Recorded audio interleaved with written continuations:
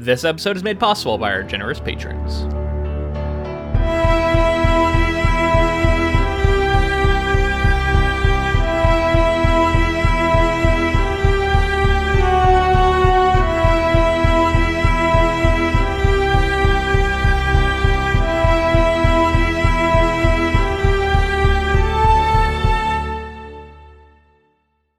Welcome to episode 116 of the Ink to Film podcast, where we read the book and then see the movie. I'm James. And I'm Luke. And this week we discuss Naren Shakar's 2015 series, The Expanse. Okay, so since this episode is coming out on Thanksgiving, we want to say Happy Thanksgiving to our American audience. It kind of doesn't really line up with the project, but hey, it's Thanksgiving, so. Yeah, I mean, you can be thankful for space operas and multi-world, multi-character casts, resurrected on different television channels and all of the above. I can be thankful for all of that. That's true, yeah. I'm thankful for it. I'm really thankful for the show so far. So yeah, yeah. I mean, I know that not everybody celebrates, but to those who do, happy Thanksgiving, and we're thankful that we have all the listeners we do and the supporters we have, and yeah, we're happy that you guys are taking time out of your day to listen to this, whenever that is. Definitely.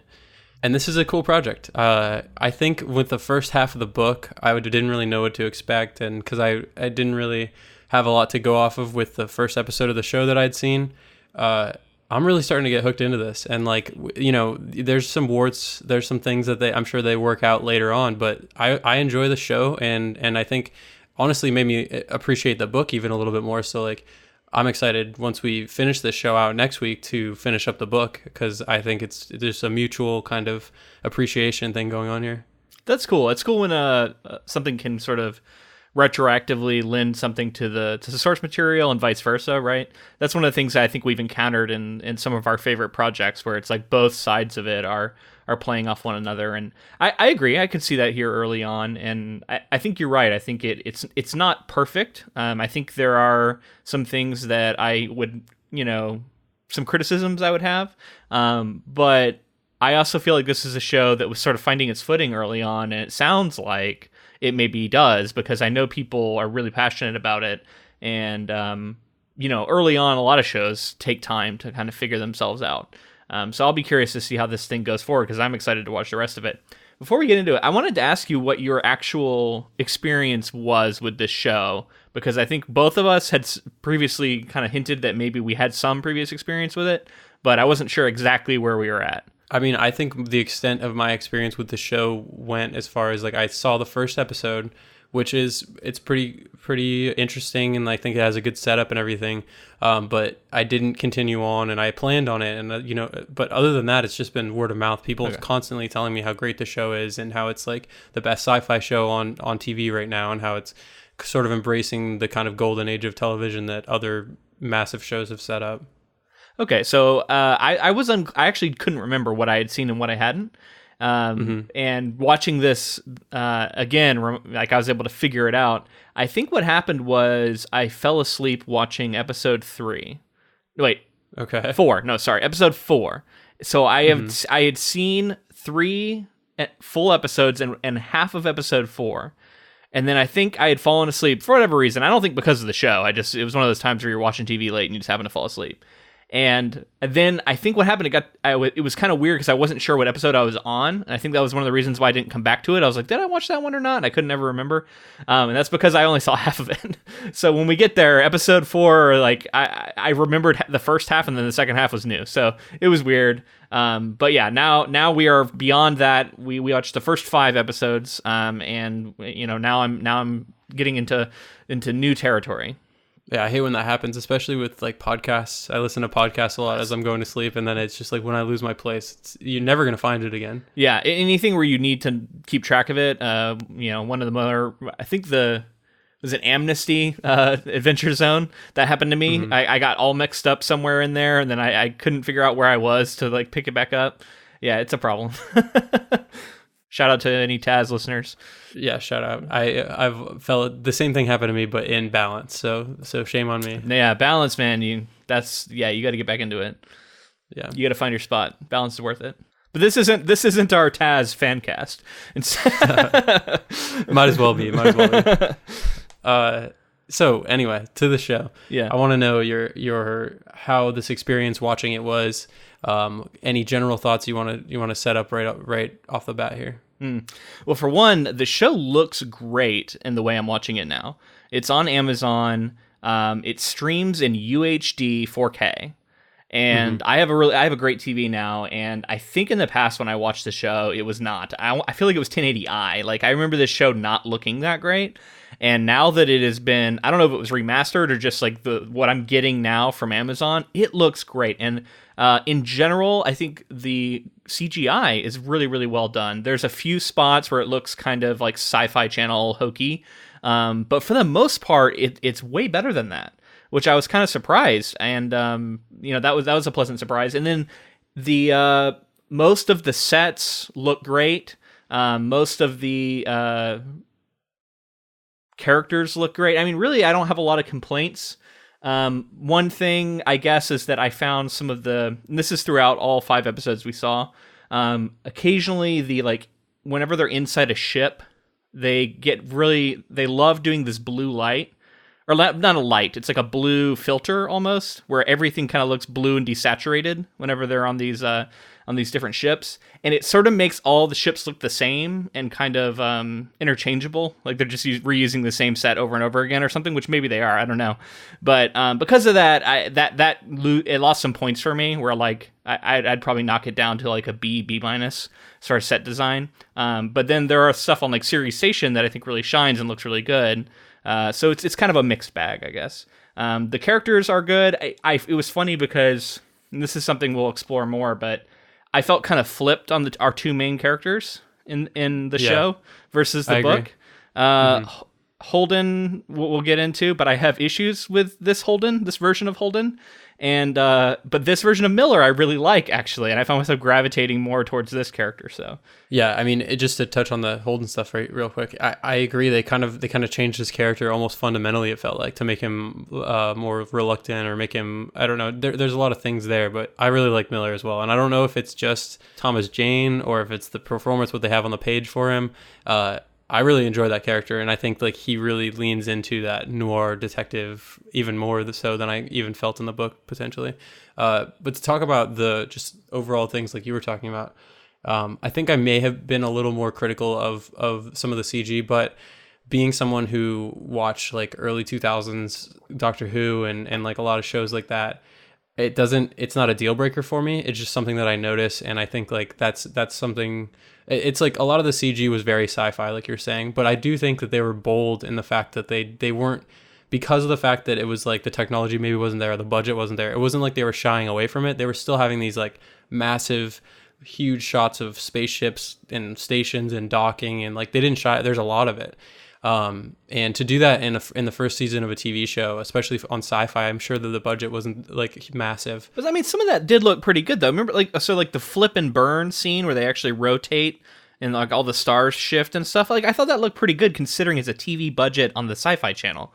You know, I'm like considering what they're working with, I was pretty impressed with it. And that's how I ultimately feel about it. I just think it's like it's not like I didn't notice it. Like I was like, ooh, this doesn't look great, especially in 4K, like you're saying. And I'm not sure if like the first time I saw it, like what format it was in, but like in 4K, I feel like sometimes you can even see the CG a little easier. Does that make sense? Like there are times that I can for instance, like the bird that's on Series Station, like is really pretty rough, but I forgive it. Like it doesn't matter. It doesn't take me out of it. There's a few times in the main area when they're looking out windows and stuff at like big series parts where it's very CG and you can tell. But I don't know. That's not always a hallmark of bad CG. As much I think as, it's just budgetary, personally. It's like to get to that level where it's you can't even tell. It's so hard. Like that is a very difficult task. Really, it just needs to be good enough to get the message across. You're not supposed to be focusing on it anyway. And that's really what it comes down to, is like the character and the story. The characters and the story are enough to engage you and care about everything that's going on, so that you're willing to forgive. Because I think in a much worse show, it would be more blatantly obvious that like some of the CG didn't work. But it's just, I think it's because you're clicked in with these characters, it's a lot easier to look at something like that and move on. But speaking of the characters, I think that this is also something to do with the SyFy channel and kind of the show trying to find its footing. But a lot of the dialogue felt like SyFy dialogue at times. You know, like a lot of it sounded to me like words coming off a page, and like when it was written seemed like it worked pretty well, and then when it's said doesn't quite work as well. Again, not necessarily a deal breaker, but it does feel like something.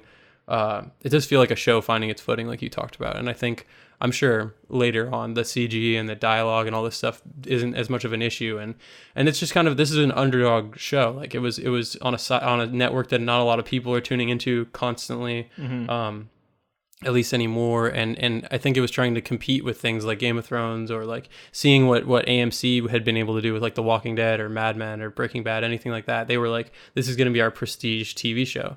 And so for that reason, I think that they chose a worthy project, because it really is engaging, and I'm really enjoying it. And I do think that some of the changes maybe are there for book readers. I think that like there were some interesting changes that didn't necessarily. I think the Holden stuff is the major change that I would say affected the story. But other than that, there were things that happened differently, which we'll talk about soon. That kind of led to other scenes that we didn't get in the book, and it almost feels like we got more from this first 5 episodes than we got in the book so far. I agree. In fact, it seems like it's going at a slower pace. It seems like there was an attempt to take some more time to develop these characters, develop their relationships. Some of the changes were made in like how the crew members relate to each other, for example. I think most of that was smartly done. I do agree that on like a scene-to-scene level, there were some clunky bits with the dialogue, and sometimes stuff gets a little campy or a little campy or a little cheesy at times. Just a little bit. But there are other times where it rises above that and it does something surprising. I noticed that, like, having read the book, I came in wanting to like the show. Whereas before, I came in with, like, that arms folded, like, okay, impress me kind of attitude. Yeah, show me the best sci-fi show on TV right now. Yeah, and that you're the way you come in to watch this thing is going to greatly affect how you feel about it. Because if you come in with arms folded, expecting to be turned off, you're going to find some stuff that's going to turn you off to it, right? You're going to be like, oh, this is what I thought it was. It's, it's dumb, it's cheesy, whatever. But if you come in like looking for good and being okay with some of that stuff early on, I think it's going to reward you. And so far that's proving to be the case. Oh, I did want to mention, so you had talked about it being a competitor for Game of Thrones, but I kept thinking about how this seems like it's supposed to be the successor to Battlestar Galactica. Did you watch that show? I didn't watch it. No, not really. I think I saw some of it here and there. Now, I might be wrong about this, but I feel like that was also a SyFy Channel show. Correct me if I'm wrong. But either way, it has a similar feel to it. And so much so that they even did Battlestar Galactica did the thing where, regardless of gender, you referred to your commanding officer as Sir. I don't know if they invented that, but that's my strongest memory is from Battlestar Galactica doing that. And then I noticed they did that in the first episode here, and I thought it was maybe like a little like shout out to, BSG fans. I don't know. And then there's also the Mormon ship, like Generation ship, which if you know anything about Battlestar Galactica, you'll know that there's potentially some carryover stuff there. So without getting into it, I felt like there was some direct trying to recapture that audience, because I think that was one of the successful shows that SyFy Channel had, and so I think they were trying to recapture that audience with this show, which kind of makes sense that they would do that. Yeah, and I think that I think the want was there. What other sci-fi shows are really going on currently, other than like Star Trek Discovery, which probably came out in response to something like this being popular.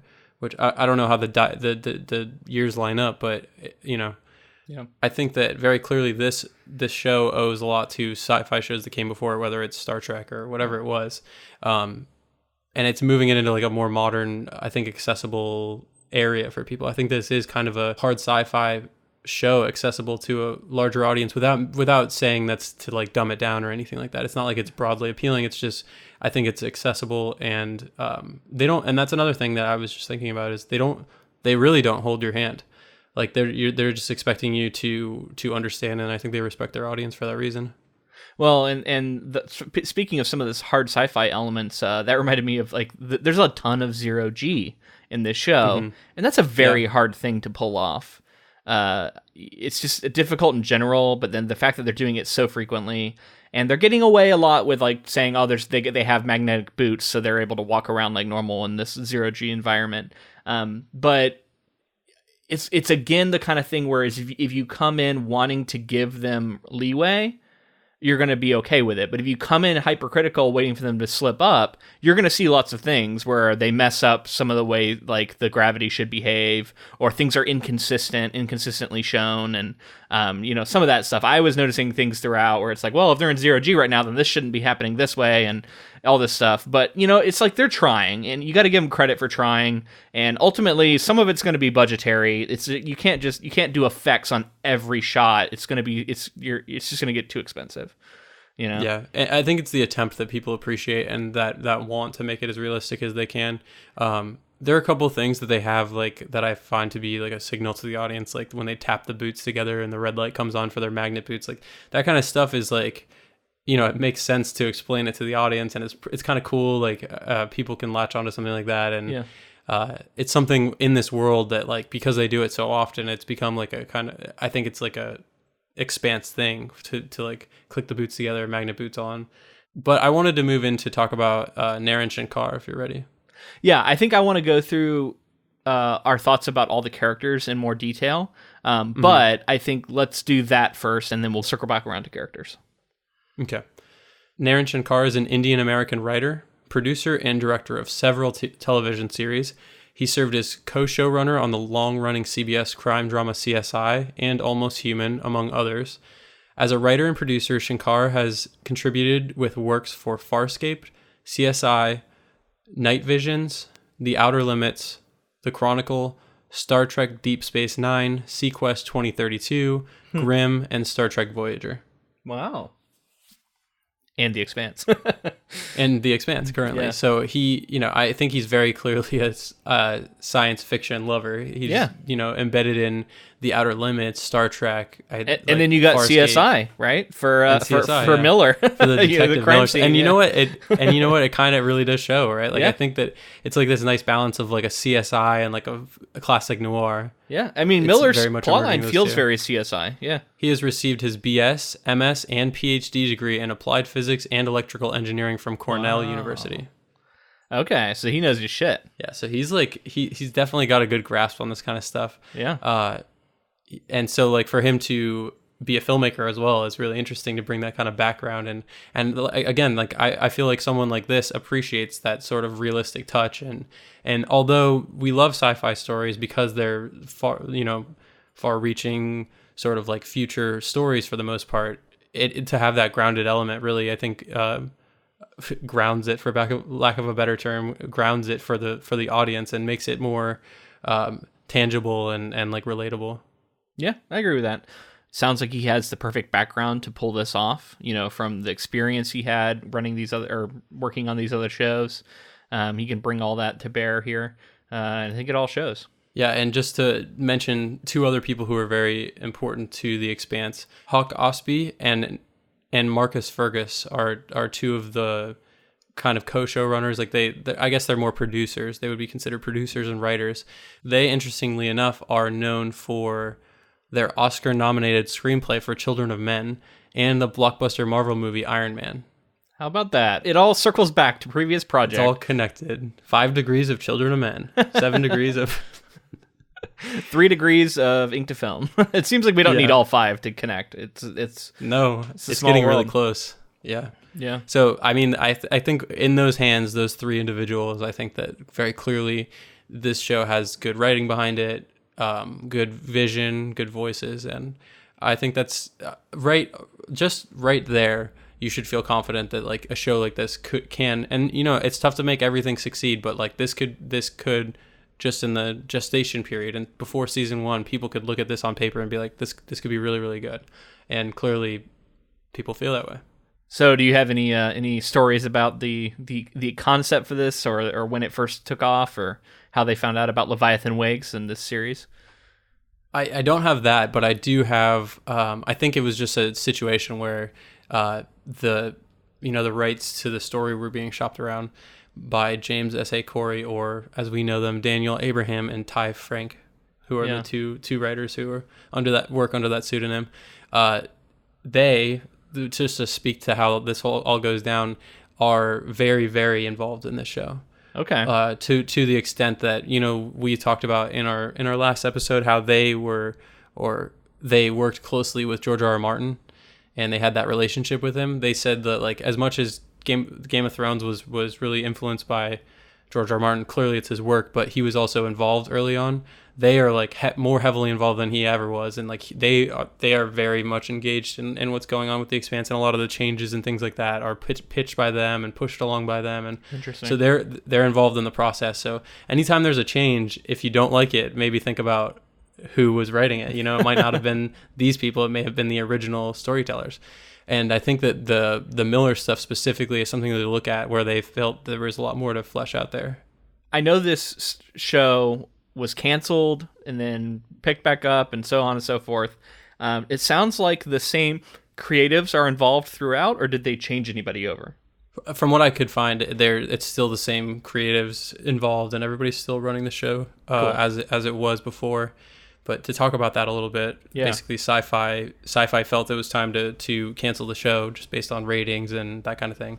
And there was a huge outcry by the Expanse audience, and ultimately it became a huge social media event that was going on. Hashtag Save the Expanse campaign was going on. Something like, I read that 138,000 signatures had been signed on this petition to save it. There was a GoFundMe page. And ultimately, I'm sure but basically this is Jeff Bezos' favorite show on TV. So I had heard that. I didn't know if that was true or not. So Amazon swooped in at the last minute and kind of so Jeff Bezos, from what I've read, Jeff Bezos was in contact with some of the cast and crew and basically said, like, I want to save the Expanse. I don't want it to end here because there's a lot of material to continue on with, and like it's my favorite show. So there was negotiations that went on, and ultimately he saved the Expanse. And what's crazy is there was like a Q&A panel that was going on that Jeff Bezos was on, and the cast and crew from the Expanse was in the crowd when he announced officially that the Expanse had been saved, and like everyone freaked out, and the cast was in the crowd, and they all stood up and started cheering, and everybody loved it, and they took pictures with Jeff Bezos afterwards for having saved the show. Is there video of that?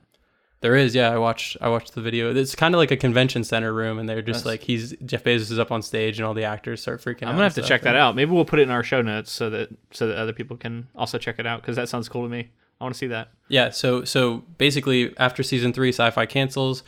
Amazon swoops in, saves the day, and now there's season 4. And like honestly, with the buzz that it got on social media and everything, that's a huge marketing thing right there for the show. Yeah. And I'm sure that they're going to put the money into the marketing campaign. I've already seen stuff for the marketing campaign. So from here on, it's in pretty safe hands at this point. I feel like with it being Jeff Bezos' favorite show, it could go as long as the creators and the showrunners deem necessary, or maybe all the books. Who knows? Yeah, there's going to be 9 books, so they're going to have plenty of material to get through, especially at the sort of stately pace that it seems like they're taking here early on. I don't know if it picks up later and covers more ground or what have you, but yeah, it seems like they could do this show for a long time if the interest is there, and they can keep everybody on board. So I read an article where the authors Abraham and Frank were talking about, it was around the time that season 2 was being like the trailer was out, and they were kind of starting to promote season 2 of the show, and they just talked about how they love the show and they love what they're doing with the Expanse and all of that, but they wanted to talk about how it was getting an infamous nickname of Game of Thrones in space. And this is a quote here. Daniel Abraham said, "I think the most pretentious and self-aggrandizing answer would be that it's the science fictional version of War and Peace." Okay. So I don't know that they love the comparison to Game of Thrones in space. Obviously, everybody wants to be Game of Thrones something because it's popular. Because it's popular. So the comparisons are there to be made. I've already done it a few times, but I don't think it's a 1-to-1 comparison, clearly. And honestly, I would say not at all in these early episodes. I think if someone told me this is Game of Thrones in space and I watched what we watched, I would say, what? Like, I don't know what you're talking about.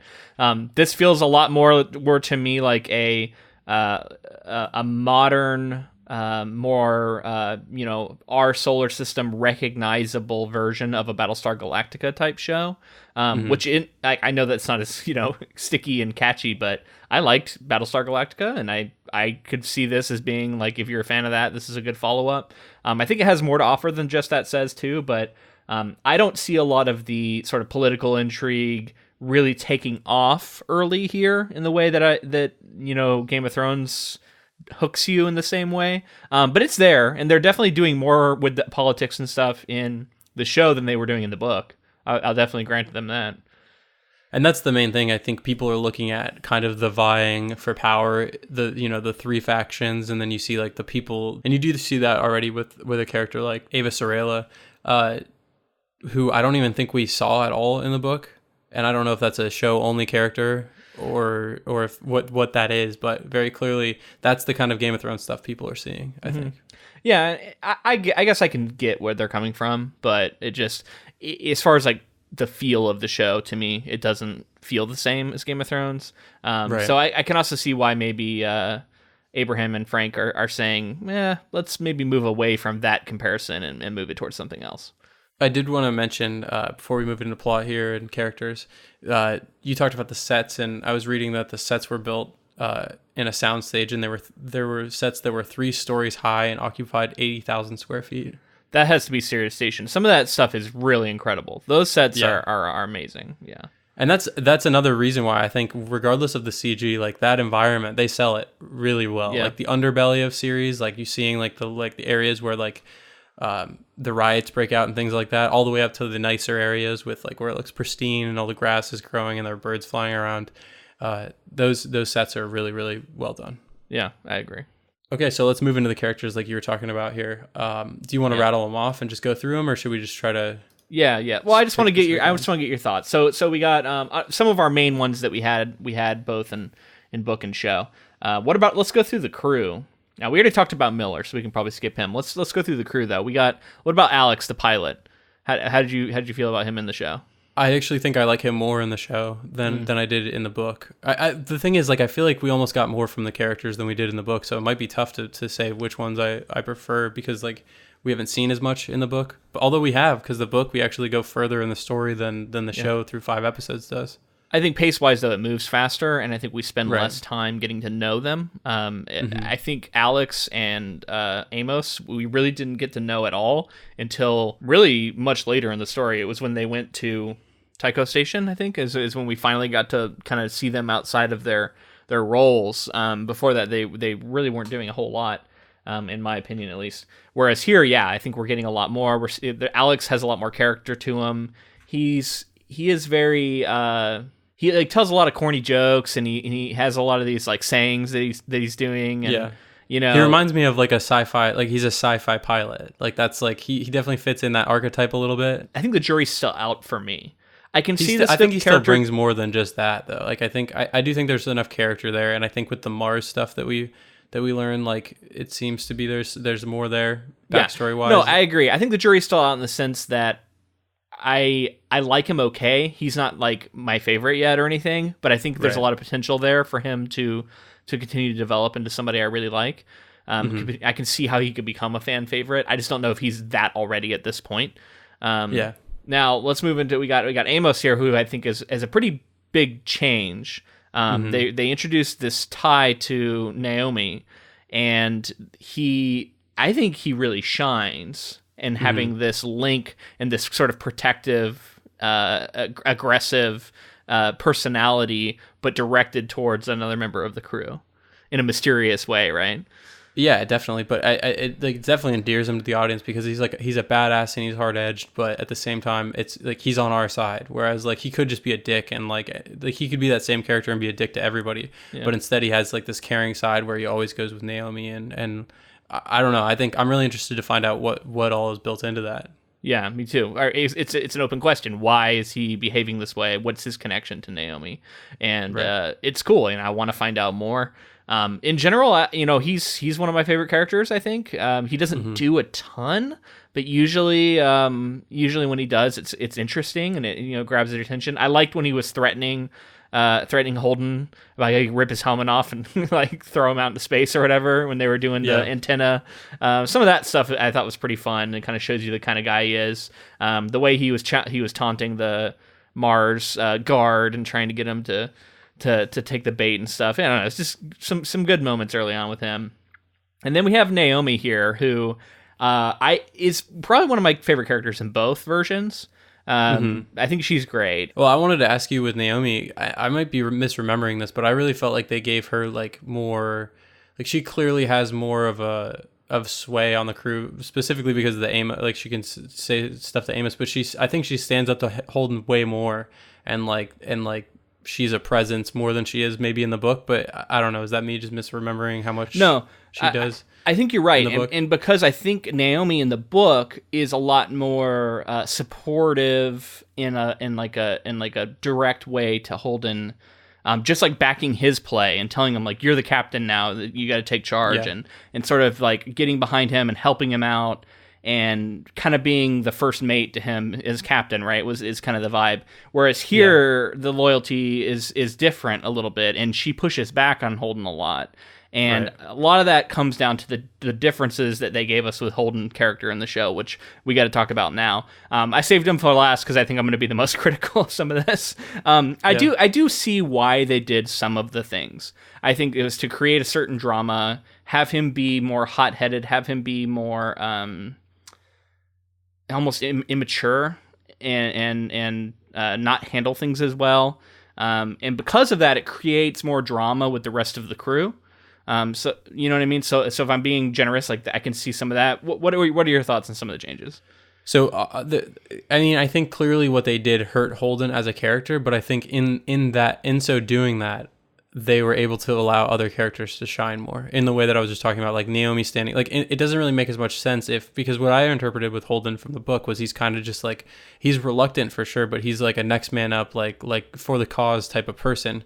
Whereas here he's very much like, he's like lashing out and irrational, and like he maybe even shouldn't even necessarily be in charge. It's just like, well, he doesn't want to be. He tried to turn down the XO thing when the guy at the captain of the camp tried to give it to him. He didn't want it. Right. It does give the other characters a chance to like push back against him, and maybe like push back against a traditional role of like somebody who reluctantly has to take charge in a sci-fi story, because it's very clearly like usually a white man who's like, oh, I have to step up and do this thing. And I think it's cool to like kind of make him not amazing in every way, and then like allow the other characters to bounce off of that. But at the same time, like I do think it hurts his character. Like I said, like I don't think that I think that he's probably my least favorite on the crew at this point. Right. I had a couple things for that. Yeah, he has sort of a whine and sort of a pout that he does a lot. Oh yeah, I know exactly what you're talking about. And I just find it really off-putting. It just really makes me not like him. It just like to me seems like he's like trying to look like really attractive. Like he's like, I'm like pondering everything right now, and I'm super attractive. So I don't know what's going on there. It's very pouty. I don't want to go too hard on him because maybe the character. This is like, the ugly duckling who's going to become the beautiful swan or whatever, right? Like maybe it's going to transform over time.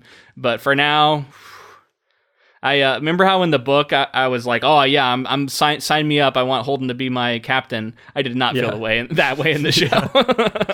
Yeah, I think they'll probably pivot and like make his character more of a leader, because clearly I think he is being set up, and like maybe even by the end of the season, maybe this is all intentional. Maybe like we're supposed to feel like I don't want him to be my leader, but for now, I definitely think that his character is just like meh.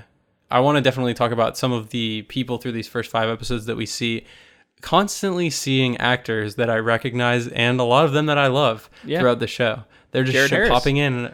Yeah, Jarrod Harris is in it. I forget his name right now, but the guy from Breaking Bad. Oh, he was the XO. You talking about Mike? Yes, he was the XO. That's the character's name in Breaking Bad. In Breaking Bad, yeah. Yeah, no, that was surprising to see Mike there. I was like, whoa, wait. And what's crazy is like some of these actors showed up and then got blasted away in the first episode. Just like a bit part almost. Yeah, which is cool. And I like Fred Johnson is from The Walking Dead. He's an actor from The Walking Dead. His name is Chad Coleman. Okay, yeah. So it's just and then I was just across the board really surprised that even Shed, I forget where I've seen him before, but he is super recognizable. I feel like he's been in some comedies or something, which like we glossed over him, but obviously he is one of the original survivors, and we should give him his due. Honestly, might prefer him in the book, maybe even. Really? I think there's just more to him in the show, though. I think they gave him more to do. They gave him more lines. They gave him like panic attacks, and like he has to overcome something in that episode, which we should. We'll talk about each episode, but that episode was entirely basically additional to the book. Like almost none of that stuff happened. So right, that's maybe a reason why we care about these characters more in the show. It seems like we like them more so far because we have had each character's had interactions with each other in different ways and except ways Holden. That we hadn't seen before. I like him less. Except Holden. Yeah. And like the other thing is like the coffee thing. Like I understand and get it, but I also felt like it was a little. That was like where it was a little cheesy for me as well. I was just like, I get it. I get the coffee thing, but he's like, I don't know. Yeah, he was so happy, and just I don't know. Yeah, and he's like, they're crushing up matches. I guess that's the thing is like it connected him to Ade, I think her name was. Yeah, who died? She was like crushing the matches to make the coffee better. Yeah, I mean, and I get it. I love coffee. I would also be happy when I find good coffee or be searching for good coffee. But yeah, I mean, just some of the stuff just doesn't play as well as I think they were hoping it would. But we're being pretty critical here. Let's move into some of these episodes, I think, because I actually do have a lot of good things to say. A lot of things I'm really liking. Yeah, I mean, overall, hopefully it doesn't sound too negative. We're just trying to nitpick here, but I really am enjoying the show, and like I've been thinking about how once we finish our coverage, like I'm just gonna blow through the next couple seasons so I can be ready for the next one. But I guess we have to talk about whether that works for the Ink to Film podcast or not. What if this is runaway popular and people want us to do a season 2? Well, then I think that there's definitely ways that we could still do a season 2. Well, I would say let us know quick because if you really want us to do season 2, let us know soon so that we don't accidentally just binge it, which we might do otherwise. Right. So let's jump into this first episode. The first one is called Dulcinea. In the asteroid belt near Saturn, James Holden and the crew of the ice freighter Canterbury investigate a distress call from a mysterious derelict ship, the Scopuli. On Sirius Station, Detective Miller begins an off-the-books investigation of missing heiress Julie Mao. And that's our pilot. Yeah, I mean, we also get scenes on Earth. We get some of the coolest stuff, actually. We didn't really touch on Earth, but I loved seeing sort of New York as it is now. Which they did a lot of work on that, and the way life is on Earth, and then the Belter, who they suscept to they put on these gravity hooks where he's like tortured by Earth's gravity. Yeah, and all of that was really cool. And and just not even to mention like the actor that they cast for that, like he very clearly has a certain look to him, and it worked really well for that Belter look. And I was like, wow, like that's very like evocative of what was in the book, and it works so well. I was thinking, like, they must be snatching up all these, like, 7-foot guys, 7-foot people that are really, like, lanky and, like, saying, come play a Belter on our show. Right. I mean, I'm sure a lot of it's CGI and camera tricks and stuff for some of it, but it seems like they do have a lot of genuinely just tall, lanky people on the show. And how about that was pretty brutal. The torturing of the gravity torturing was brutal. Yeah, they put them on hooks. It really shows that these are different humans, right? They're so fundamentally different from one another because of the gravity where they grew up, and whether that's Mars or Earth or the Belt, and you can see how they can become such a faction thing. Which we got to talk about the Martians too as we get there more, because I have a lot of observations about what I'm seem to be getting from Martian culture, which is kind of fascinating. But it's episode 1, man. We also get there's like we once again start with Julie. And then we see some sort of flash of something crazy happening inside this room, and then it immediately cuts. Right. And so, again, we're just getting a little taste, and we haven't really gotten that reveal yet. I feel like now we're 2 episodes into our podcast on this, and we still don't know really what's going on. And I really want to know, like, what is going on with this bizarre disease or whatever it is, which I only know from the book, which we really don't know anything about it in the show yet. There's a lot of mystery. Yeah, I wonder how much we're going to get even in the first season. Like, I wonder how much will be left unanswered in the first season. I think to end this sort of story, we'll probably get a lot of answers on this disease thing, but a lot of the war stuff and like maybe like who's ultimately pulling the strings and all this kind of thing. Like, I don't know if it goes through multiple books and multiple seasons, but there's got to be some threads, obviously, that aren't answered. So we got to talk about the Canterbury because there's a lot of time spent on the Canterbury, developing characters on the Canterbury, developing the relationships, so that when the Canterbury blows up at the end of episode 1, it really packs a punch because all of that just goes up in a flash, and so you feel that. And I remember that being like a pretty strong hook for this show of like, oh God, what now? These guys have lost their ship, and I think like. That's surprising. If you go into this, you think like, oh, this is the setting, this is the ship. You think the Canterbury is it, and then it gets blown up, So it's fascinating. They're talking about how it's like a bucket of bolts, and they have to like bang on it to make the elevator work, and like that kind of thing. But it's their bucket of bolts, and they're gonna make it through. And I think they really drilled home more like the sort of like these are civilians, or maybe a couple of things really drilled it home. But these are just people that are working, and there's no reason for them to be attacked unless by pirates. And that moment of like, oh, don't worry about it, they just want the cargo, give them the cargo, and you guys might take some casualties but survive, and we'll be okay, and then just nuked. Yeah, I mean, you get that guy that gets his arm cut off by the ice, and then they're like repairing it, and they're talking about him. You get Mike from Breaking Bad. You get the captain who's got his own collection of like figurines, and they're doing all this work to set up these characters, and then they're just all gone at the same moment. And I love that they did that because like that like those little character moments, those little things are like those are threads that are ended, like severed right there, and we're like, wait, but there's so much more story to dig into there, and it's just like, nope, you don't get it because that's really. Once that nuke goes off, that's why we feel so much of that. We're just like, because like I'm thinking like, fuck, Mike from Breaking Bad, that was interesting. Like, what was really going on with him? Like, he was really losing it seems like, and like he was like starting to like deal with some space isolation stuff, and I don't know.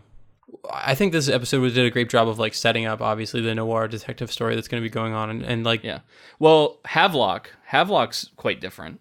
Sorry, go ahead. Definitely, Havelock is important because he's much more prominent, and like his partner more so than just somebody he's like kind of talking to.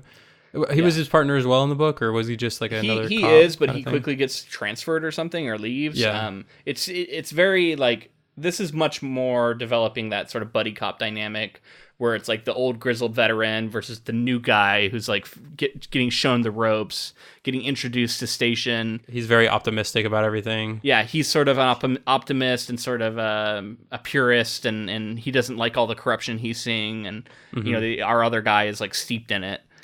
So and the effect he's having on him and vice versa.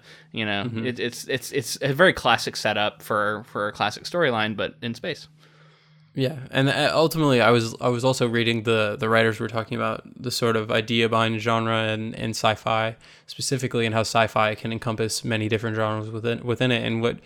I mean, ultimately, what this podcast is genre, but okay. that's what I was gonna say. Is that ultimately, like, what's really to be seen here is that like these genres aren't like just because it's a horror film, it doesn't, or horror story, whatever it is, it doesn't only have to be horror. Yeah. There can be other elements, and like this sort of sci-fi story with a noir twist to it, or like a detective story, or preach. Yeah, I mean, it's just I think that it's really interesting to think about, and I think that people really respond to these kinds of things. You can blend these genres, and in fact, it's the same thing with genres of music we're seeing these days, where you're seeing on like hip hop, rock, folk infused, and you're seeing all these different mashups, and we're seeing that I think in genre fiction too. You're getting mashups, and it's because you're taking elements of things you love, you bring them together, and you're making something that is familiar yet fresh, Right. And you're also kind of doubling your audience. Like if you're like, oh, I only like horror, I only like this. If you blend the two, then maybe then audience member who otherwise wouldn't have checked out this horror. If it's a horror sci-fi, maybe somebody's super into horror and they get recommended this book. They're like, oh, there's horror elements in it, and it's enough to make them realize they like sci-fi more than they thought. Absolutely. All right, so before we move to the next episode, I wanted to talk about one of these opening shots. It was, I think, after the Julie stuff, we see this drone flying around Ceres Station, and it's just like very expansive, very long take that's showing all. I'm sure it's very CG augmented, but we are flying with this drone all over. We're seeing sort of the more wealthy area. We fly through the pipes and we go down into the more low income area, and like there's like the riots kind of. Or maybe not even riots at that point, but it's very clearly like the underbelly of this society. I think that was like a moment where I was like, wow, like although maybe the CG wasn't perfect through that, that's very clearly showing like some cinematic knowledge and like setting up a space and letting an audience understand kind of with one shot visually, letting an audience see for themselves what this society is like. And I just thought it was really effective and also bold. I think it was a nice choice to really go for it. I love the look and feel of this place. It feels big. It feels varied. It feels like there's a different personality, different locations, which is all important, right? So yeah, I agree. I think it's a smart choice. Okay, so episode 2, it's called The Big Empty. Holden and crew fight for survival in a badly damaged shuttle. Miller uncovers clues about Julie Mao as water rationing hits Ceres Station.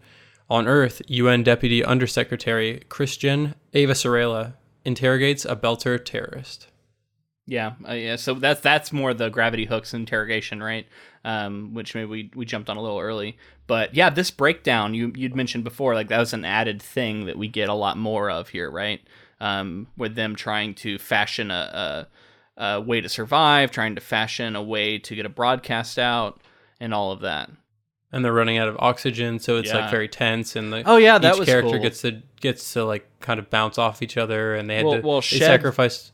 Shed saves Alex's life, right? Right. And that's a heroic moment for Shed, where once again makes us really like him, which is evil for what's coming down the line here, but effectively done. Yeah, and this sort of showing Naomi as the engineer who can solve all these problems, I mean, is setting up her character in ways that I'm sure will help later.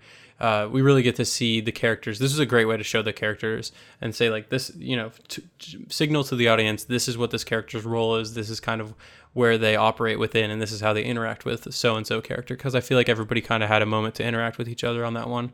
It is interesting because I kind of felt like with a story like this, before starting The Expanse, when I thought of it as a story, I kind of always thought there would be like tons and tons of characters. But realistically, it seems like 5, maybe 4 characters are our main characters. We get, and then maybe Miller as well. So 6 or so are our main characters who, going forward, will go on all these adventures and stuff. Whereas I kind of thought it was like they've added a few more characters into Miller's side. The woman at Star Helix, who he has this previous existing relationship with. I don't know if that's supposed to be an ex-wife or not. I don't know if we know that yet. Or if it's hinted that potentially they were at least dating in the past or something. They all of that, I think, is an added layer that I'm going to be interested to see if they develop further in the show. Well, I can't help but think about, in the book, we know that he gets fired and leaves. So it's like, how much of the threads that are being set up here are going to continue on through the rest of the story and everything. Right. Although in the book, he goes to another whole station, and he sees Eros, and he sees this whole new society, and then all the stuff goes down. I wonder if that's going to get moved, or are they going to? Maybe it's all series. Maybe they'll keep it all in series. I don't know. Yeah. The water rationing on Ceres is interesting too, because it's kind of a direct cause and effect from their ship, from the Canterbury going up with the ice. Yeah, I like that. And I don't know if that was specifically stated or if it was implied in the book, or if there even was water rationing going on Ceres. But I think that was a nice detail, and it really, the idea of not having oxygen or water, which we kind of sometimes take for granted here, is in space is just kind of the ultimate resource. Obviously, like being able to breathe, being able to drink. Yeah, I think there was rationing going on, but I don't know that it was. I don't remember it being directly tied to the Canterbury, but I'm probably wrong. Mm-hmm. I frequently am. So I don't know if you felt this way as well, but like knowing that what was canon per se in the book, knowing like what actually happened when this episode was starting out, I was like, this is a filler episode. Like I was kind of thinking that at first, but I think but I didn't feel that way by the end, because they really did use it as a good opportunity to show the relationships, and it's believable that it would have happened within the other story. Although I guess it doesn't, but like there's a certain amount of believability to it that I think helps the story along rather than just, fills time. Well, they create sort of a bottle episode. They noticed that the moment was rife with like dramatic potential. They could have this ticking clock. They could have this small compressed situation where we see these characters at each other's throats, having to improvise, and I think it leads to some good drama. And then that all ultimately leads to the remember the can't message that goes out. So I think this illustrates one of the differences between the Holdens, our book Holden and our show Holden. In the book, it seems like he is very like he is championing the truth. He believes that the truth needs to be out. People need to know. He's gonna specifically tell what he knows, and he describes that the ships that attacked him were using Mars tech, and because that's what happened. And he, you know what I mean? Like he's very by the facts. Mm-hmm. Whereas here we immediately get Holden saying Mars attacked us. Right. He's jumping to conclusions already, and that is a key difference, I think. Here he's sending out this message because he wants there to be revenge taken on Mars. He is already convinced that it's Mars and that they're the ones who attacked. There's no doubt in his mind, and then he's proven to be wrong later. But like, this is a Holden that is he's just got different priorities. And that shift in priorities, I think, is a fundamental change in his character, at least early on. And I think it's just personality based because, like you said, he in the book he is by the book. Like I feel like he's a company man. Like he's doing it for and like justice and justice will prevail type of person. Whereas here it's almost like maybe even a little more selfish. Because although Holden in the book was kind of fired up by the fact that he sent out this message wanting vengeance, like because he thought it was Mars. And he went for it. I think this Holden in the show is kind of wanting these things, and he is affected by the fact that Mars attacked them. But at the same time, it's just like it's not for the greater good. It's more, I think, selfish to me. Yeah. I don't know. Maybe, he wants vengeance. It's tough to say. I mean, it sounds like we're talking about the same thing here, but there are small differences. And Holden's in the book. It felt more like this happened and the universe needs to know that it happened so that they can figure out who's behind it. This is the information I have. This is the evidence I have. Take that, and then you can do further research and try and figure out who's actually behind it. I don't think he knew at that point. He just was like, we got attacked by somebody. It was unknown. This is what I did know, though. They had certain Mars tech, and he conveyed that, whereas Holden was already ready to start a war. So it's just, he's just a very fiery sort of like he was almost having a tantrum about it. Which I know it sounds reductive, but like he's just got this strong sort of teenager pouty vibe to me that I get. Like he just seems very juvenile at times. And I'm really hoping this course of the season is going to show him growing up in a sense. I'm hoping that that's what we're getting. Yeah. The oh shit moment of this is that he sent this message out after they all fought him over it, and they're like trying to kill him for doing this. They pull a gun on him at one point. But the oh shit moment is they're like, well, we were within range of a Mars ship, and the Mars ship had a jammer on, and they're the only ones who heard it, and then they get picked up by the Martians, like stop them and board their ship basically, and they're coming to take them away. Well, that's not true though. I mean, they right. It's not. It doesn't end up being the case, but it's like that's what they think. That's what they're worried about. Yeah. Mm-hmm. And then we get the Donager, which is next episode, right? Yeah. The next episode is called "Remember the Can't." It's episode 3.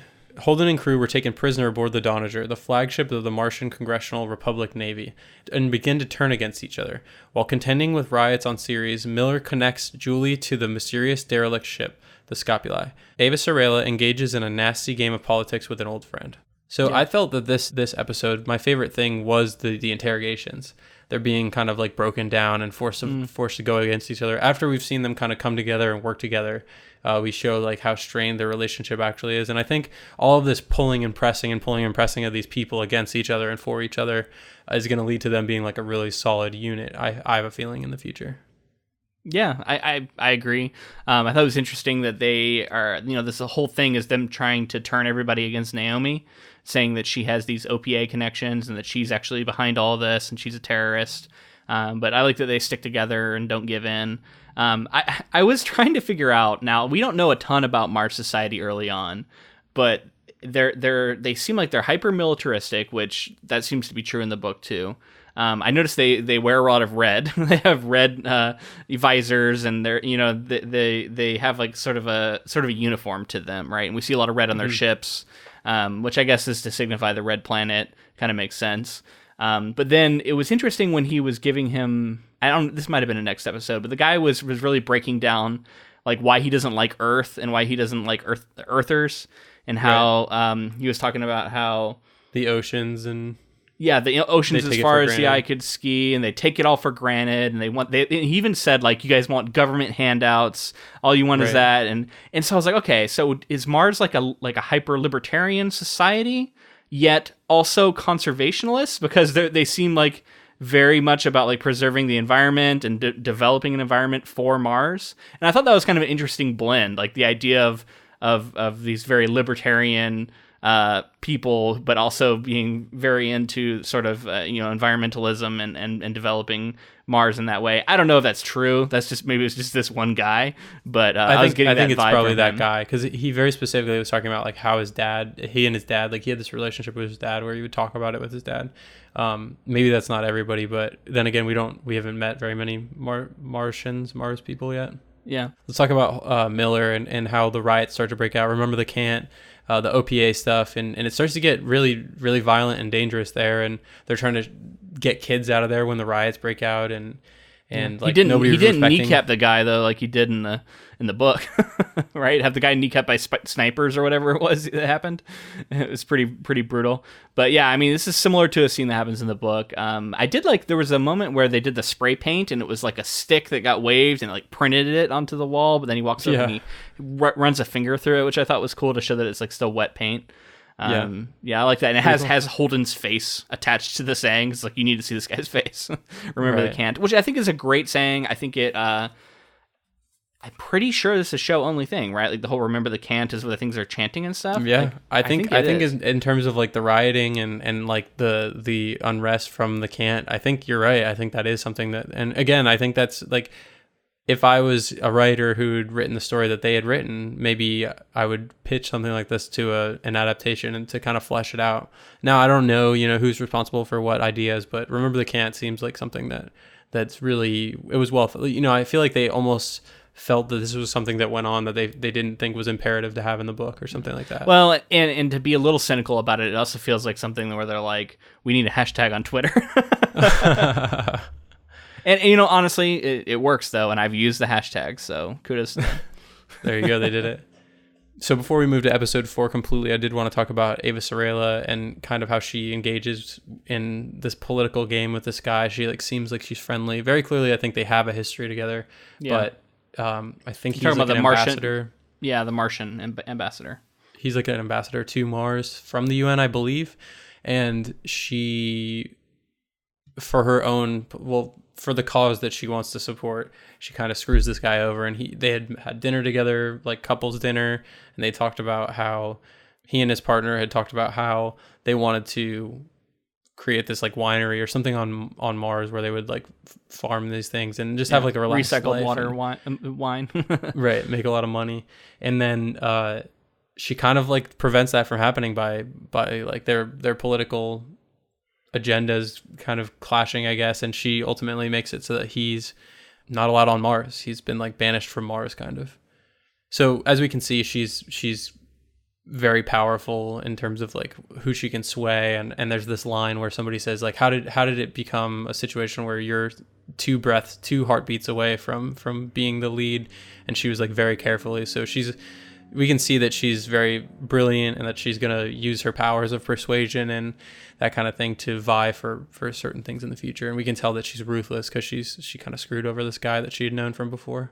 Potentially a kind of a Machiavellian type character who's, politically motivated and maneuvering herself into positions. But she's also sort of dealing with the unknown, and she's worried about Earth and what could happen. Yeah. There's I think it might be in this episode, but it might be in the next one, I'm not sure, where she's on the rooftop looking up, and she talks about being worried about people throwing rocks, which I thought was interesting because I didn't know what that really meant when I saw the show, but I remember them talking about it in the book too, and the idea that it sounds to me like if you can potentially send a meteorite at somebody, it could be more powerful than any bomb. And I think that's what she's referring to when she says, I'm worried about people throwing rocks, right? Yeah. Yeah, I mean, it could be interpreted either way, though, because people talk a lot about, like, throwing stones, and you could be, like, just, like, trading nuclear weapons and things like that. But, yeah, I think that's clearly something there. That is in the next episode, so let's just move into that now. So, episode 4 is CQB. Holden and crew are caught in the middle of a desperate battle as mysterious warships attack and board the Donager. As he pursues Julie Mao, Miller's partner Havelock goes missing. Oh yeah, wow. So a lot happens here.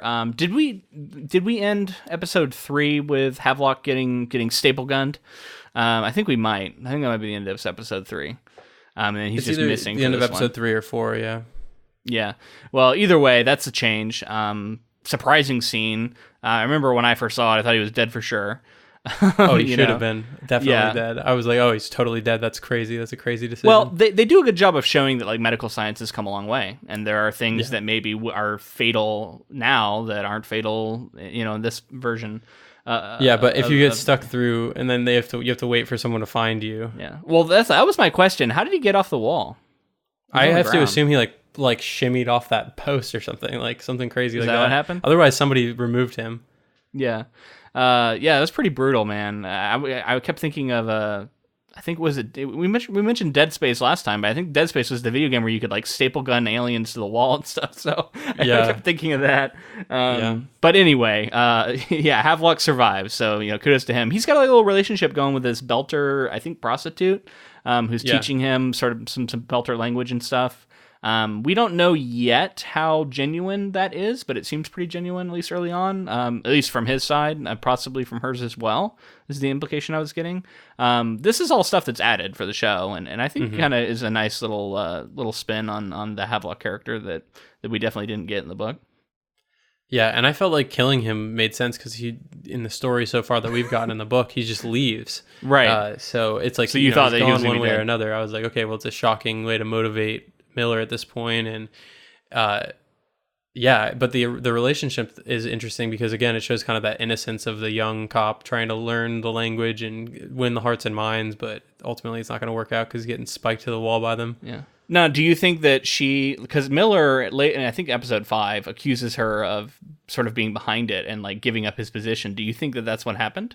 She was pretty offended by that. So she gave a good performance as it being genuine, but who knows?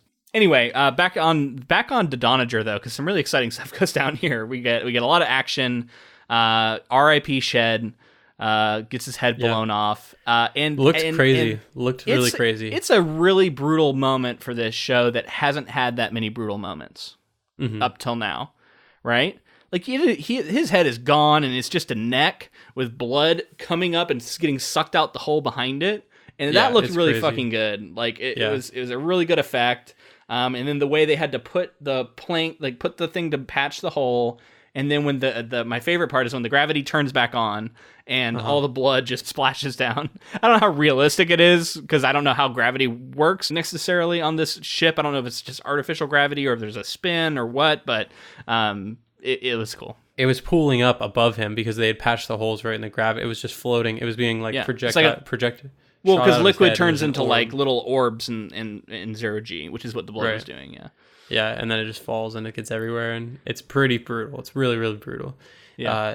A couple of things to talk about with the Donager attack. Like I think Holden starts realizing he's like, let me be with my crew, and he starts. I do think that like I'm starting to like Holden a little more nearing this area.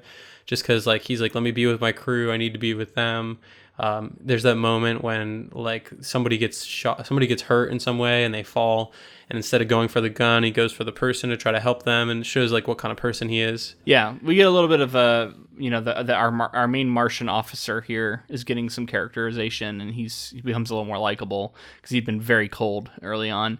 I will say though that Holden's attitude is still very sort of entitled, and he doesn't give good reasons. He's just like, I need to see my crew. I'm not going to help you unless I see my crew. And like, I don't know. I felt like in the book he had more like good arguments for why he needed them, and was maybe a little more reasonable about it. I don't know. Just a little more like tactically minded or something. Yeah. Like he just had, Here it was just like he was, kind of going to throw a tantrum until they let him get back with his crew. I don't know. Yeah. It's hard for me to not view him as being sort of juvenile here, but regardless, I do agree that he's starting to grow on me a little more. This is the episode that I'd only seen half of because I remembered some of this stuff. I remembered the head getting blown off, but I didn't remember what goes down at the end here, which is this sort of like sprint across a catwalk, and then gravity gets turned off at one point.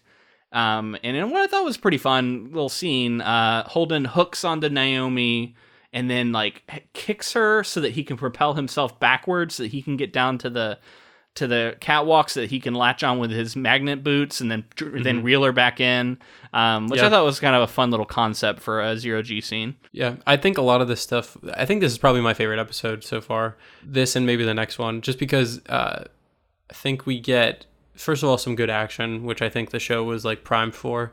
There had been like a lot of build up to something like this going down. The characters are starting to really appreciate each other. You know, like Alex takes that drug so that he can be out, and then trusts that even though the Martian stuff had gone on with him, trusts that they would carry him out and they would still be. I like that too. It was like to preserve air. He's like, I'll take up a lot less air if I'm unconscious. Which was smart, yeah. Right. Well, he didn't necessarily volunteer for it. No, he was just like he was like not wanting to do it, and then they were like, "You're doing it," and he was like eventually willing to go with it. And yeah, because he couldn't carry Amos. He's like, you can't carry me, so it's you. Yeah. And then, like you said, that catwalk, kind of like everybody running across and getting across in time with like whatever enemy. And what's crazy is like I don't think we get to see the enemy. Is like humanoid. Yeah, and they have the blue masks to make sure that they're different from the red Martians, so we can know who's who. I guess it's a reverse that here the blue are the bad and the red is the good, which is unusual. We see just a little bit of the Martian Marines, but they are very gung ho Marines. It seems like in their attitudes, right? Which just gives me a further idea that like this is just how Mars is. Which, it's funny because Mars is named after the god of war, so I'm sure that's going into why they're sort of evoking this.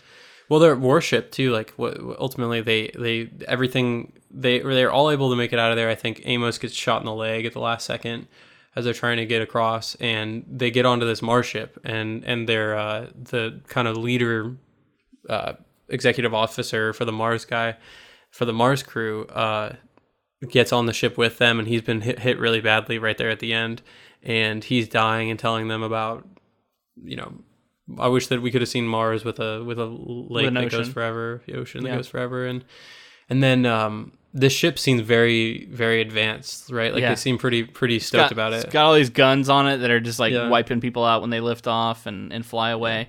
So a couple of points I want to make here. I thought both Shed's death here, and then our Martian commander guy's death in the next episode are both sort of glossed over pretty easily. I think the more egregious one is maybe Shed, although you could argue that the moment called for such like quick action they didn't have time. But Shed's dead, and all that happens is Holden kind of looks at him and goes, "Oh, Shed," and then we move on. And I think it's because the other characters maybe already got to react to it. But they don't really seem to mention him again in the next episode. He got his head blown off in a fucking random railgun fire. So insane. That's it. You know what I mean? Like he was one of the original crew, and it just seems like they move on from it very quickly. They did give the reaction shots of the other characters that were in the room when he got shot. I thought that was pretty effective. And the moment was great. And try to figure out what actually happened if you didn't know as the audience member. Well, yeah, because there's just a sound as he's throwing this thing, and then it bounces off of her finger. The little bit of like the thing she is going to help with her anxiety, I think. And she's looking. It was Alex was freaking out. It was Alex. Oh, it was Alex. Yeah, you're right, not Naomi. Yeah, but it was like, what the fuck? And like you just see it in their face as they're looking and like realizing something terrible happened, and then they show it to you, and it's way more terrible than anything you could imagine. The cut to blood spurting out of his neck and flying out the hole. It's crazy. You're like, how could this even? How is that possible? Yeah. So that's great. It's just Holden and some of the rest of the characters move on from Shed's death very quickly. And then the Martian, the main thing the reason I pointed out is because in the book, it's described as very heroic sacrifice that he does, where he knows that telling them to go to like a full burn is their only way to escape, but he also knows that it will kill him because of his current state of injuries. And he does it anyway because he wants them to survive. That, I think, is completely lost in the show. And instead, he's just dead now, and then they put him in a bag. was all we really got in episode 5. I think the show does a good job before that of saying like the captain of the Mars ship is like, this isn't going to be for nothing. We're going to make sure they get out there, and they like basically make the statement that it wasn't Mars that attacked, so that the war is prevented, and like it will all have been for something. Well, yeah, and so that's again the commander who we referenced earlier, who she says like, I didn't think they could win. And there did seem to be a lot of hubris there, because she was very dismissive. Remember when the torpedoes were flying at the ship and she's like, oh, this happens all the time. You must not have served. No big deal. You know, right. Very, very dismissive of the chance that they could possibly take it down, which maybe they're trying to evoke some sort of other, because this has probably happened in history, right? Where somebody felt the same way and then lost. So maybe they're evoking like a specific battle or something, like a naval battle. I don't know. I could see it having some sort of ulterior motive here, but yeah, it was just interesting that the ship got brought down that way, and then having to scuttle it in dramatic fashion, so that, you know, it kills, like, I don't know, this mysterious force that are so brutal and like taking people down and boarding ships and showing no fear. And extremely technologically advanced. We know a little bit more about them in the show. Do you have any more theories? Have you been able to develop from what we know about this group here? Not really. I mean, other than the fact that we know they're humanoid. They're human, right? Like whoever's attacking because of the show. I just think it's another faction. It's like, I don't think it's going to be anything obvious like the OPA. It's clearly not Mars. Could they be based on the moon? We've talked about maybe something to do with Luna. Yeah, maybe. I think it could be something like that, or maybe if I think it would be a little cheaper just to like be like, oh yeah, it's this other faction that's been out there the whole time and not have them have played a part yet. Yeah. But I do really think it's got. It doesn't seem like it's the OPA, right? Yeah, I wouldn't think so. I don't think it's the OPA. It's not. They're not Mars. Organized. They don't have the technology. It doesn't seem like the OPA to like pull something like this off. And Mars seems more like they know that they can get some shit started with Mars. But so they're gonna try and frame them and shit. But I don't think it is Mars or like a faction within Mars. Yeah. So really, that leaves like Fred Earth and Johnson. Luna, right? yeah, Earth and Luna, and then like whatever Fred Johnson's crew would be considered. Yeah. They're like belters, but they're like they have the technology out there. And we're seeing a lot on Earth that makes us think it's not Earth, but also maybe it is. Still, I don't know. I could see multiple factions cropping up somewhere there. I don't know. Oh, which reminds me, there's a scene I think we kind of glossed over, but where the Belter prisoner is getting transported, and he kills himself during the process where he's going to have to experience like high G's by like ripping his neck up and avoiding the injection. So that he ends up dying. Like, I guess his heart stops or something. Well, no, he gets crushed by the gravity. Like, gravity kills him. That was, like, the whole thing. They were saying, like, it was ironic that he was trying to make a statement because, like, they were torturing him with gravity, and he used gravity to kill himself. Right, which I assume stops his heart, I would imagine, the crushing. But, yeah. However it does, yeah. And because the drug has to be able to prevent that in some way, right? Which I assume is to keep your heart pumping. I don't know. I don't know. But yeah, he dies, and it looked pretty nasty, too, the way he, like, got away from, like, folded his neck over and all that. Yeah, pretty dramatic. Rough stuff.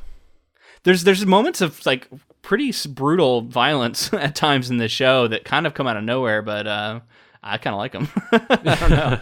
I don't know. Maybe it says something about me, but it always provides a nice kind of pop of something that you unexpected when it happens. Yeah. Speaking of brutal, this next episode is episode 5. It's called Back to the Butcher. Holden and crew make a deal with an unlikely ally on Tycho Station. Along with his conspiracy theories about Julie Mao, Miller's obsession with the missing girl intensifies. Yeah, so I have a criticism of this Anderson Station stuff, because now I don't know if I missed a card, something at the bottom that said 10 years earlier or however long, but the whole time it was happening, I thought it was happening at the same time as everything else. Did I. Yeah, so did I. I think that was intentional. They wanted us to feel that. And then when it's revealed to be in the past, I found that confusion like frustrating. It was like I felt like I had the rug pulled out from under me, and then I had to remember that no, this is the thing that they referenced that he did in the past. It was unclear, and I think that if you're not watching really carefully, you might think like, wait, this guy, like, he just did this just now, and now he's interacting with them? Like, don't they know that he just did this? You know what I mean? Like, I think you could get confused, and anytime you're introducing that kind of confusion, I think you gotta be really careful with it, and honestly, it's clarity is usually going to win out, is what you should go for. Yeah, I had the same issue. Like I was like invested in what was going on. I was like, oh shit, like this is insane what's going on right now. And then ultimately they did it, and I was surprised, but I was surprised in like, how does this work out? And I had to like you said, like kind of backtrack. The title of like showing his name, Fred Johnson, and then having it switch to like the Butcher is like clearly like how we knew. But if you hadn't read the story and known that something had gone on, if you'd only watched the show, I feel like maybe they'll talk about it more in the future. But this was just like showing it to us, but it was definitely confusing. But also just to talk about it, like they're civilians again, same kind of situation where civilians are under attack for, you know, they were just trying to protest their condition and their treatment and like the way that because like their children were getting hypoxic brain injuries or something. It was pretty dramatic. And then having the children right there, like playing games, and you know the father and his daughter, and then talk about the brutal stuff like when it gets blown up. We see him in space like clutching his daughter, and I don't know how accurate that is, that it would look like that, but pretty dramatic shot regardless, and Des dead. And it's intense when he's like trying to surrender. Like it seems like he could have surrendered before, but they had made a decision to be like, no, now that he hasn't this last time, we're just going to kill him. And then he's trying to. But once again, it seems like he got a message out to the OPA or to whoever that they are trying to surrender. It seems like the message got out. Maybe it didn't. I don't know.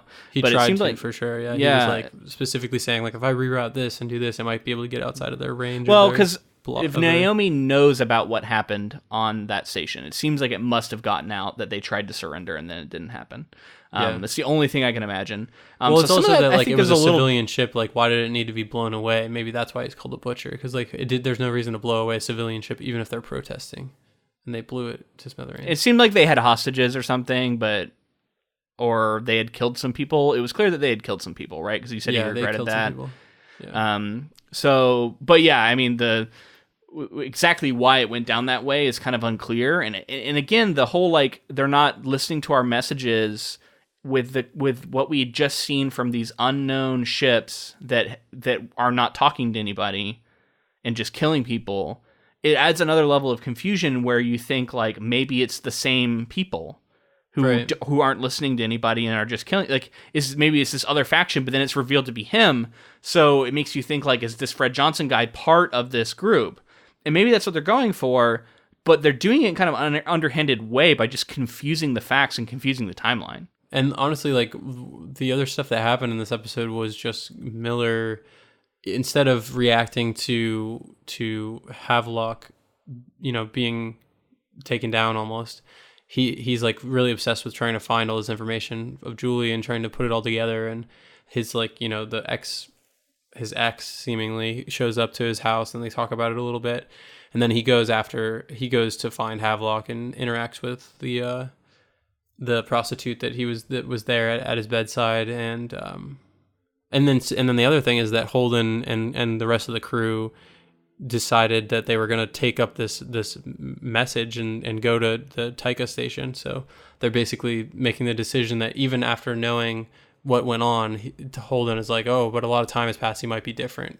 So they're on their way to meet up with him, and it seems like Naomi has a history with this guy, and she's like kind of, everybody else is like, you know, Holden is drinking coffee and Amos is drinking whiskey or whatever it was. Seems like it, yeah. And then Naomi's like in her bed, like not looking okay, like it's going to be a bad situation that they're going into. Right. Yeah, I mean, I think all of our storylines are in a kind of an interesting kind of connective spot where it's moving to the next phase.